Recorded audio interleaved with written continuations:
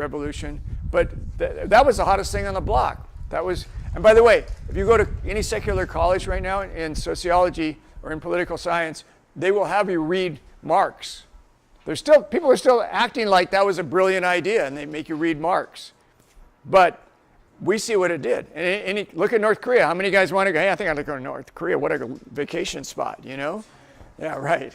So whenever people try these new ideas, they don't always work. And sometimes they blow up in their faces. And oftentimes they're using the best minds and even science. This guy used science. We've talked about this a little bit with eugenics. He used science as his basis to validate the murder of millions of people. Okay? And the misery that he caused was coming from the educators. Hitler and Lenin, they weren't just coming up with this themselves. They were getting the best minds around and this whole new way to think about something, and you throw the old way of thinking about it in the trash bin, and now you're going to live much smarter, better lives. And how did that work out for the world? Not so good.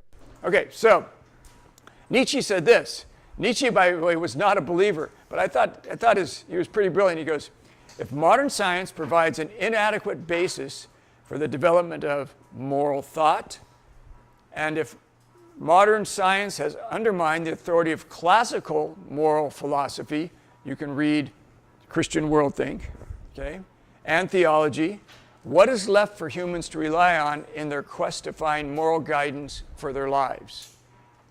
And the answer was nothing. That's where we are today in the broad scope of society, okay?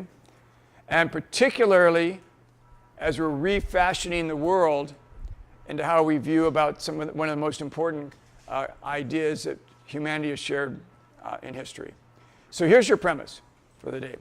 God in his wisdom is smarter than human beings, and if you follow his precepts, it's not only better for individuals, it's better for societies, nations, and all of humanity, and in all these ways, spiritually, socially, physically, and even economically. In other words, your country will be happier, healthier, better, wealthier if you follow God's precepts than if you go off the reservation and start inventing new ways to think about it, right? So what we're going to really be looking at is, you guys pretty much know God's precepts. We'll just review them real quickly. But here's the rules of our culture. This is the current rules of our culture, okay? This has been reinvented, and these are new. These are what this is normal to you, but these are new. You know, 20 years ago, when you were just a baby, these were not in play, but they're in play now. You cannot criticize someone else's choices or behaviors. Okay? You can't go, man, what you're doing is stupid. No, no, no. Everybody gets the right to have their choices and behaviors validated by you, and to criticize them is to hurt them. One may not behave in a manner that coerces or causes harm to others. In other words, you can't force somebody to do something that they don't want to do, and causing harm has been redefined by hurting their feelings. That's why you go to college classes in a secular college, and they actually have rooms to go to when people hurt your feelings because they disagree with what your worldview, and you can go sit with a teddy bear and listen to nice music on a soft sofa and just sort of feel better. Because part of this whole idea is, okay, so you can't criticize anybody, you can't say anything that makes them sad, okay? Because harm has been defined not by going out and beating them up, by just hurting their feelings and not validating them, okay? And then, of course, when it comes to sexuality, one may not engage in sexual relationships with someone without his or her consent. That's the only rule, okay? That's the only rule. There's no other rules about sexuality except for that one. You got to both agree on it, and then it's all good, ready to go, okay? So that's the rules of our culture. Now that's where we enter into. Now, by God's design, marriage is between a man and a woman, and it's a cornerstone of humanity, as you're going to be hearing more and more of it.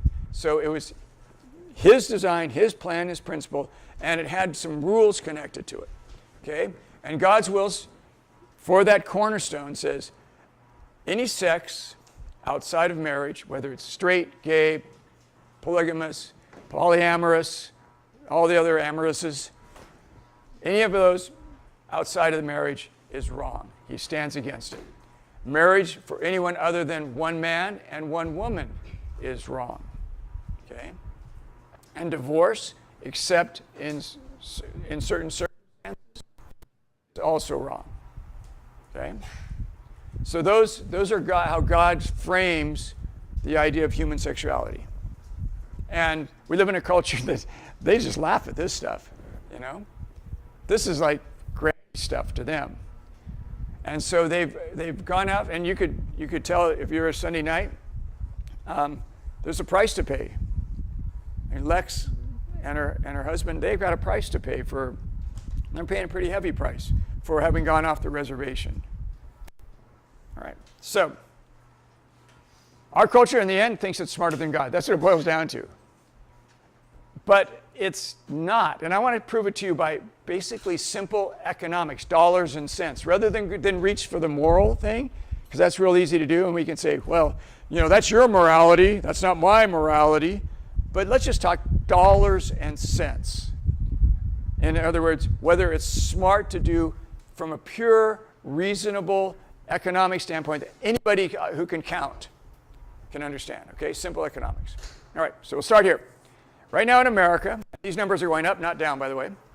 40% of children are born out of wedlock. In other words, parents aren't married. Also, in the African American community, 72% of African American kids are born out of wedlock.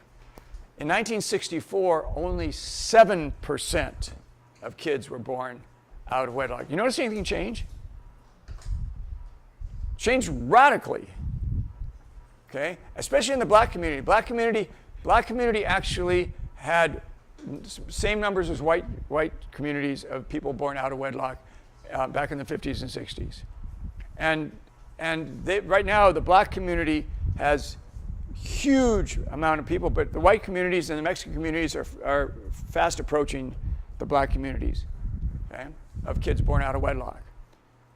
Now, the reason that's a problem is that most of these kids who are born out of wedlock, their fathers are not in the picture, right?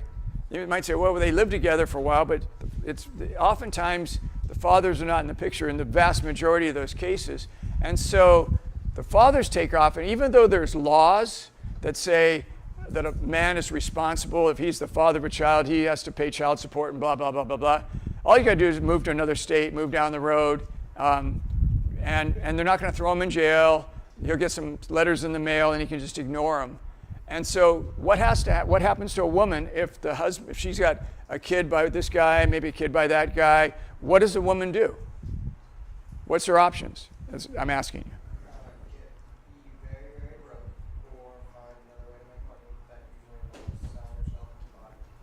She could go out and try to sell herself, get a side job. But what do most women do? They rely on the state. Okay? And who is paying for that? Us. Yeah, you guys. Whenever you buy something, and when you get older, when you get a job, percentage that's going to go to the government, your local government, the state government, the federal government. And you are going to pay for those kids whose parents didn't do it the right way. All right? So that the moms get money for the kids. So the growth of welfare spending, now get this, if you've gone from 7% to up to 50 to 70% of people, women having children that don't have the biological father living in the house. What happens is, by violating God's ethics on this, it becomes unsustainable. And the amount of money it's going to take if we keep going this way will actually, and this is not my numbers, this is coming from outside the Christian world, actually drive the U.S. economy into bankruptcy. In other words, we can't afford to live in this kind of routine that we're doing and be solvent in the future. Or they'll just print more money. What happens when you print more money? Yeah. That Coke that costs $1 now costs $3. And you guys are living in inflation. You can probably remember a few years ago, you're going, wow, man, this hamburger at McDonald's just tripled in price. That's inflation. When a government doesn't have money, they print more money, and it collapses an economy, okay? The United States will go into bankruptcy, all right? And you don't have to be a believer to see that this situation, it can't be maintained. So here's how we come to more reasons we come to this conclusion, okay? And this, again, is not from Christian sources. This is outside the Christian bubble. Cumulative effect of data that any sexual system besides traditional marriage creates situations ultimately cost governments money in either welfare, health, social services, courts, or police. So it's not just people on welfare, it's going into all those other areas, because if you're a guy and you get caught by the cops and you don't have any money, what happens? Do you guys know? You got to go to court. What happens? You don't have money for a lawyer. What happens? Yeah, where's that money come from? Oh yeah, you pay. Oh yeah, we're paying for that guy. Okay, we're paying for that guy who doesn't have a job, out dealing drugs or whatever. So we're paying that guy's money. And the more of those guys go in prison, who's paying for that? We are. Yeah. So as things go that direction, it just adds more and more of a burden on the social services, the courts, the police, all the rest of that stuff, okay? So, and this is from a whole bunch of studies. Throughout the West, religiosity, that means people that go to church, okay? With institutionally strong marriages, while heightened secularism is correlated with the weakening of marriages. Or let me put it that a different way. If you're involved in church and your marriage is one that's a biblical context marriage, those marriages make the whole economy stronger. And marriages outside of that make it weaker. All right? Okay. So, like I said, the more people living outside of God's precepts, the more it ends up costing us, and it will ultimately bring failure. We're on the path to failure because it creates more problem than the freedom that it's supposedly giving you. And by the way, that's why people go, I want to be free to do what I want. Yeah, well, maybe you shouldn't be free to do what you want, because you're going to bring the whole darn house down on all of us by being free. And so the pendulum has to swing the other way, just from a pure economic standpoint, if we're going to do that. Give me some more stats, okay? So marriage increases the likelihood that fathers and mothers will have good relationships with their children. Any guys ever watch, I'm trying to remember what it's called now, the Underbelly, there's a podcast of Underbelly, is it the White Underbelly or something like that? Yeah, is that what it's called? It's gnarly. Isn't that gnarly? It's just, this guy interviews people off Skid Rows, hookers, drug dealers, you know, all kinds of losers. And first thing he says, tell me about your family life. Tell me about your family life. And virtually every one of them, family life is just a mess. And these people are just a mess, okay? And so what happens is, but when you have a good marriage, then what it does, it produces good relationships with the children, and the guidance of the parents avoids a lot of the pitfalls that the culture's trying to throw at them, that they would get outside. That's why in the black community, gangs are big with men. Why are gangs big? Why would a teenage boy in the black community want to join a gang? Pardon? There's men. Yeah, there's men, and they're showing all the macho thing. They're tough. They're tatted. They got guns. They got a bunch of women. And they're going, hey man, we're really men. Now, are they men? Do any of us who are men look up to those guys? No, we think they're a bunch of losers. But in their culture, they have no way to know what really a man really is, because there's no one in their home to show them. It's just the guys in the corner. And so they're drawn to that because, believe it or not, gals, men need to go through a rite of passage. They need men to affirm their men. A lot of times, people will confuse that. They think, well, you can prove you're a man by sleeping with a woman, but that's not how it works. It works. A man only is assured of his manhood when the people he looks up to, who are men, affirm it. That's why some of you guys come from places where people go out deer hunting? Okay. Deer hunting? Yeah. So you know what happens a lot of times in deer hunting? If you've ever done that with your dad or your grandfather, you go out deer hunting and you're about 13 years old, they go, hey, you're coming with us. Oh, because when you're a little kid, they're not going to put a gun in your hand. And then they're going to put a gun in your hand, They're going to teach you to shoot a deer, and you'll miss a bunch of times.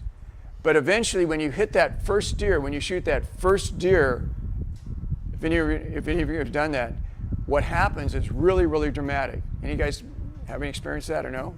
Yeah. What happened? What? Buck fever? What? What do the guys do around you? What do the men do around you? Yeah. Yeah, they're on you like you just accomplished something huge. It'd be a lot more huge. You have to sneak up on it like the Indians did, shoot an arrow in it or spear it or something. But you're from half a mile away and you shoot the thing. I guess it still counts. But that's a big deal. That's a big deal. And everybody, he got his first buck, and they take you in, and most boys feel like they've accomplished something. I remember distinctly that happening to me. Because for me, it was having the guys who are really good surfers, older surfers, look at me and go, he's part of our crew. Because I was just a grom, just a skinny little grom. And I had this high school teacher that was a big wave surfer. And this was in San Diego. And they do occasionally have big waves down there. Not big like Hawaii, but pretty big. And one day, he knew a few of us that were surfers. He was a teacher in our class, and he said, you guys like to go surfing with me? Sure. So he picked us up in his station wagon. We put our boards on his station wagon. There's 3 of us and him. And we get down to this beach. It's called North Bird Rock. And it's way out there. It's a 1/4 mile paddle. So it's way out there. And it was foggy, right? And you couldn't see the break. You could just hear it going. And he goes, well, looks like it's going to be big. And we're all looking at each other. What does that mean? Like big, big, big, big, big? And he goes, so how many are man enough to go with me?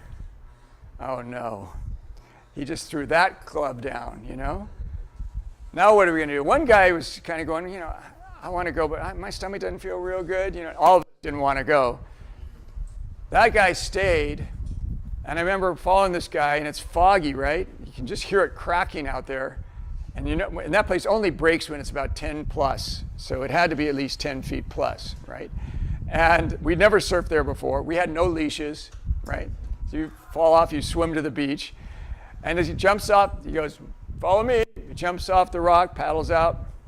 Oh, crap. Jump off the rock, paddle out behind him into the fog. We get out there, and sure enough, as the fog begins to clear out there, you can see the waves are coming. They're about 10, 12 foot.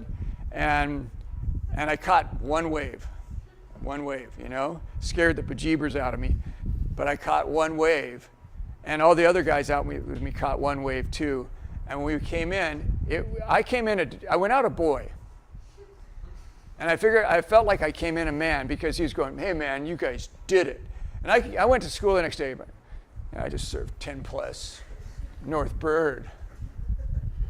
You bunch of babies. I had clout in my world, right? The people that I looked up to, the men I looked up to, they gave that gift to me that I would have, maybe if I was hanging around gangbangers or something, I would have been attracted to that. So my point to you is that when the man leaves the house and when you develop a culture and these substitutes for bringing boys to a rite of passage are going the wrong direction, it screws with society. And those substitutes come because in the end, men and women aren't doing their job of living together as man and wife in the way that God planned, okay? So, detour there, but it's likelihood they're going to have good kids because the dad's going to do that. I didn't have a dad in my house to do that. My dad became an alcoholic, and he just disappeared. I'll go on the side story if I told you this, but I still remember where I was when I got the phone call. I was 25 years old, I think. I got a phone call from my mom. She goes, hey, I heard your dad my parents are divorced. She goes, I heard your dad died. I go, whoa. It was Sunday morning. I was getting ready to teach my junior high class. And I go, whoa, when did he die? She goes, I think it was 2 weeks ago. What? 2 weeks ago? She goes, yeah, he had remarried another gal, and they're both alcoholics. She goes, I guess his wife just sobered up enough to call us and tell us. So, okay, well, When's the funeral? Oh, no, they buried him already. What? My dad died. I didn't know about it for 2 weeks, and they just buried him already? All right, I guess I'll go teach my Sunday school class. That was it. It was so weird and bizarre, And so there are a lot of kids who are living that life that I lived without a dad, and they need some mentor in their life who will guide them into genuine masculinity, not the world's variety of masculinity. And that's why fathers and mothers ought to be in marriage. It's good for the children, okay? Cohabitation, I'm thinking, well, we don't need that piece of paper, okay? Cohabitation is not the functional equivalent of marriage. 50% of the kids in cohabitating families separate, as opposed to 15% of kids in married families. That's a big difference. So the people that go, oh, no, we don't need that piece of paper, we're like a married couple. Yeah, well, the odds are that you're not going to be, because you haven't had the cojones to make the real commitment to it, okay? So, and the studies show that cohabitating people actually act like more like single people. He has his bank account, she has her bank account, and they live together, but they're not really intertwined together, okay?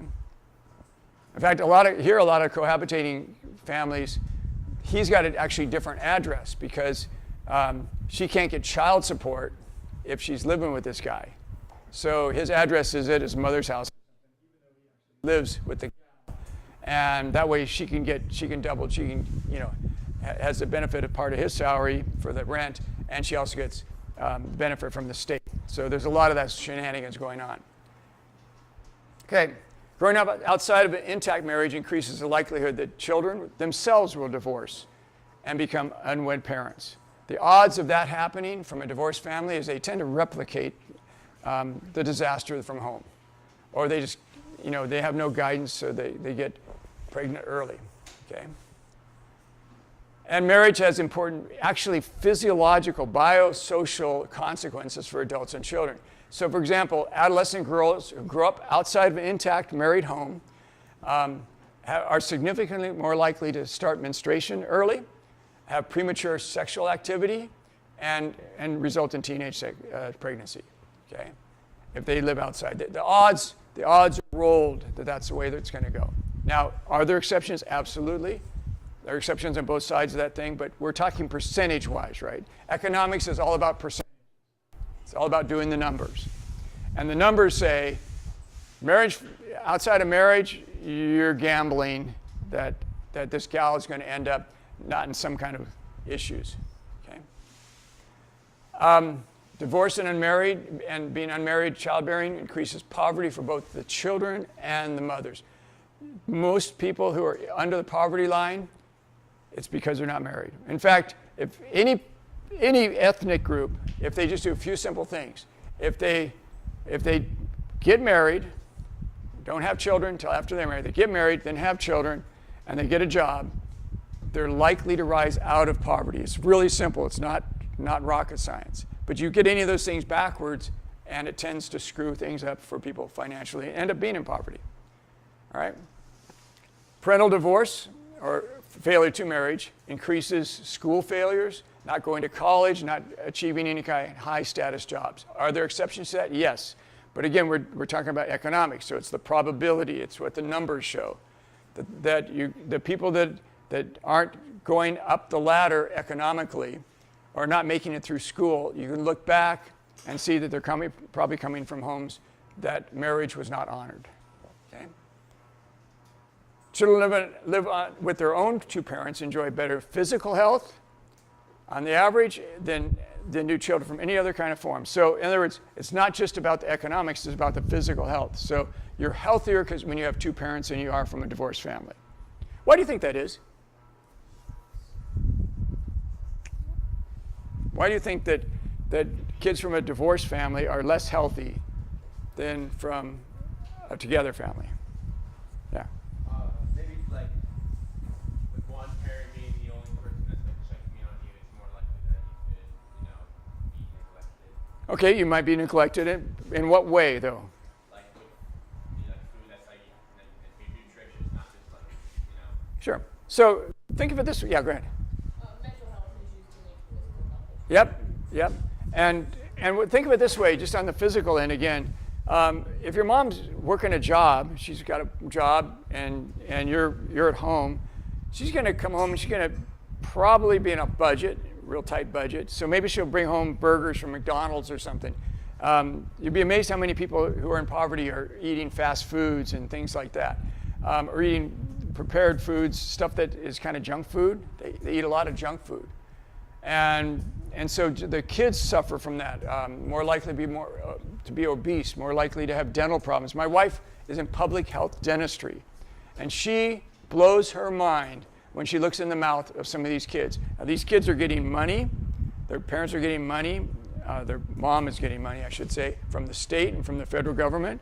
And they have free dental work from my wife because they're on a sliding scale. If they don't have any money, they don't pay anything. And when she looks in the kid's mouth, the kid's teeth are just rotting. And these are baby teeth that are rotting. And you know why?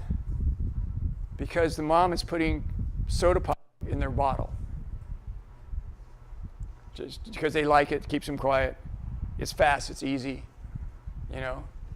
And the health of the kids that she sees is indicative of the family situation.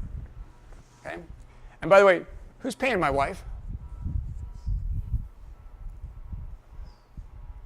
Government. Yeah. Oh, no, you mean you are? Well, thank you very much for the paycheck she brings home. It's very nice. Okay? I appreciate all of you doing that. Again, it's more government expense. Okay? Here we go. Children whose parents divorce have a higher rate of psychological distress, like you were saying, and mental illness. Okay? If they're having psychological distress and mental illness, what happens to them? A teacher in school notices that this kid's twitching out, or they don't seem to be able to cope. What happens to that kid? Pardon? Well, amongst their classmates, they get ignored. But if a teacher notices that, what's going to happen? Call the parents. But what else would they do? What's their job to do as a teacher? Report to CPS. Yeah, they'll report them to CPS, or they'll say, hey, there's a lot of schools have a psychologist connection, and they'll report that to that. It seems like little Johnny's having a really hard time here. He's sleeping through class, or he's really acting up, and then they have child psychologists come and work with them, or CPS in real bad situations.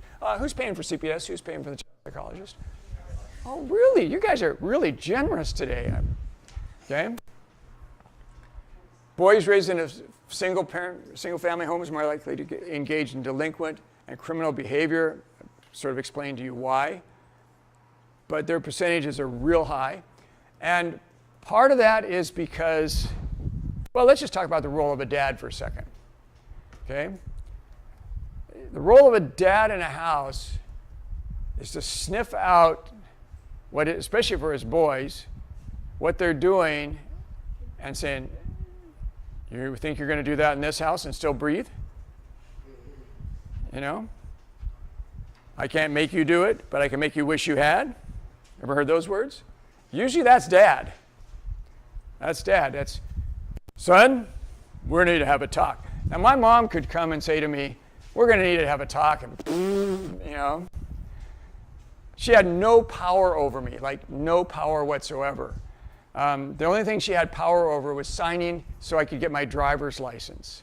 And my mom had been in the Navy and my dad in the Army during World War II, and my mom thought the best looking haircut in the 1960s. This is like, okay, remember Woodstock? I graduated when Woodstock happened, so you can see, I have pictures of myself, And she thought the best thing could happen for me to have a military style haircut. I'm going, heck no. And the only power, she couldn't make me do it, the only power she had was, well, then I won't sign for your driver's license. Fine. I didn't get it till I was 18. I could sign for myself, because I needed to look good. But a dad in the house, there's power there. I still remember my son Hudson, I don't think he remembers this, but he was just a little kid. And Hudson, I need you to go do that. He just ignores me. Hudson! Go pick up those toys. He looks up to me. No! It was the first and last time he ever said no to me.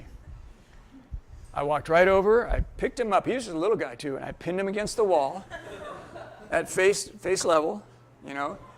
This is all intentional, by the way. Pinned him against the wall, and all of a sudden I turned into an animal.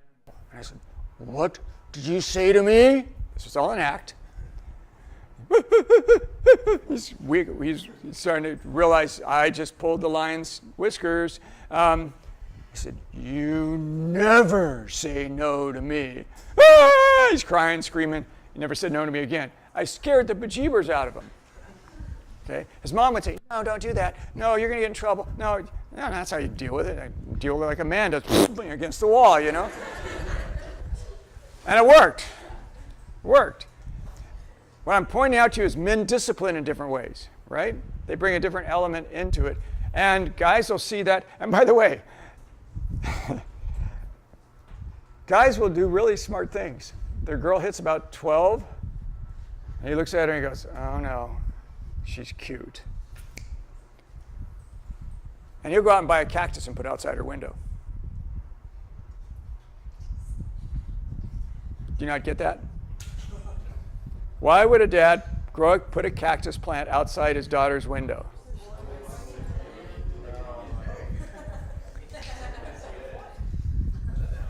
Because he knows. He knows. There's going to be some clown scratching at that window sooner or later, you know? And if his daughter's really dumb, she's going to open the window, you know? And if she's really, really dumb, she'll let the guy in through the window. But if he's bleeding all over the place, he's probably not going to do that. So, anyway, I digress. Child is not living with his or her own two parents is a greater risk for child abuse. Okay, bad stuff happens with the aunties and uncles and these strange men that are coming into the house and abusing the kids in one way or another. So the current social experiment with marriage, sex, and relationship is guaranteed to end on the rocks. What we're doing now is it's not sustainable, it's not practical. Just from a socio-economic viewpoint, this isn't going to work. And this is the world you guys are inheriting, you know? In 20 years or so, if we're lucky, we'll be checking out, and then it's all yours. But you guys have a chance to guide it and steer it a different way. So, moral of the story is simply this. God is smart. Our culture is dumb. Be smart. Okay? End of story. Thank you. Let's pray, okay? Father, just thank you for allowing us an insight as to what's good and bad, what's right and wrong, what makes sense, and what's good for all of humanity. May we be brave enough to live in a world that's flowing contrary to that. And throw out life preservers to those people caught in that current. We ask this in Jesus' name. Amen. Thanks, guys. Take a break. Take 10. I'll give you 10 this time.